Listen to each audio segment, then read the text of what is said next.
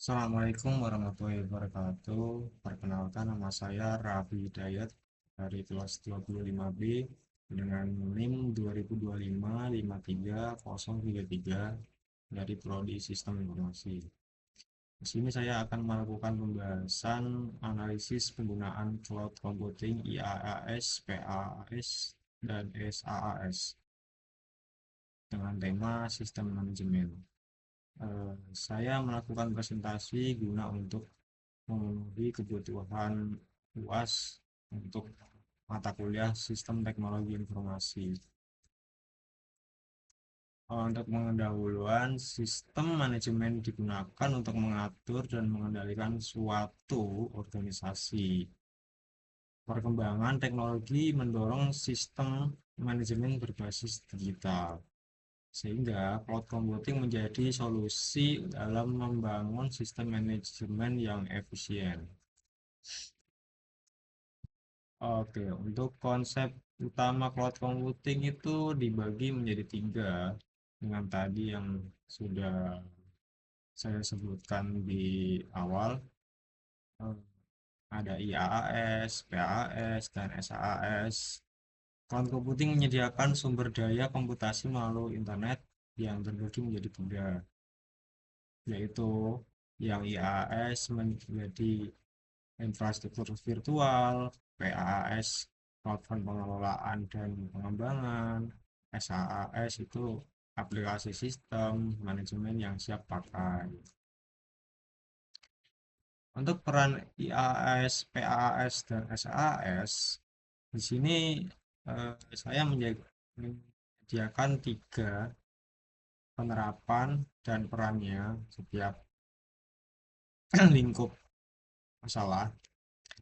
Yang pertama, peran IaaS menyediakan server dan penyimpanan data dan jaringan, menjadi fondasi utama sistem manajemen karena IaaS adalah fondasi utama karena dia adalah infrastrukturnya.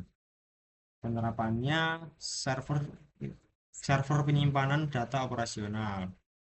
Infrastruktur sistem menjadi inventaris dan arsip digital di IaaS, hingga memberikan kontrol penuh terhadap infrastruktur sistem. Yang kedua, peran PaaS menyediakan platform untuk mengelola dan mengembangkan sistem manajemen, mendukung integrasi antar modul sistem. Untuk penerapannya, pengembangan sistem manajemen kerja, sistem pengelolaan data dan laporan otomatis,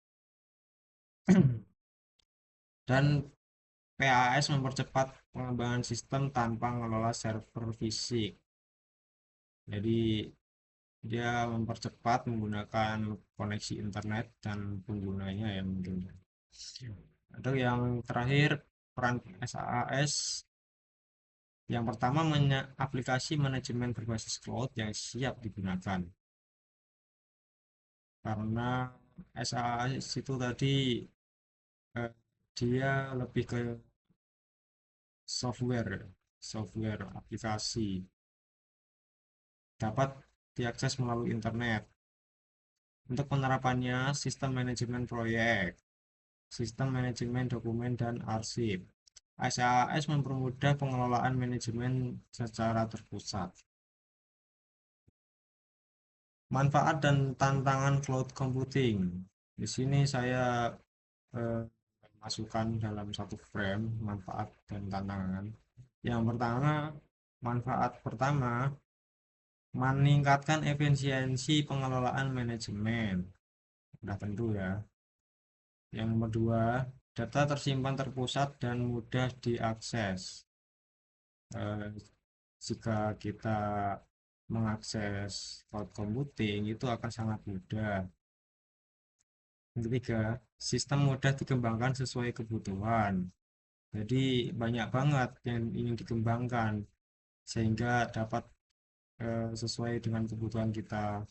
Yang keempat, mengurangi biaya infrastruktur fisik karena tadi cloud computing menggunakan aplikasi, data internet, dan penggunanya dia akan menjadi mudah dan mengurangi biaya infrastruktur fisik karena itu sudah menjadi bagian dari penggunanya itu sendiri dan mungkin karena cloud computing menggunakan internet jadi hanya penggunanya saja paling.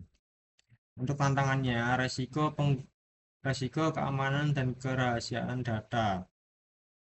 Resiko keamanan ini biasanya dipicu oleh peretasan. Jadi, jika tidak dipasang oleh firewall, ini akan menjadi resiko untuk cloud computing itu sendiri. Yang nomor dua, ketergantungan pada koneksi internet. Cloud computing sangat bergantung kepada koneksi internet, karena jika tidak ada, dia tidak akan bisa bekerja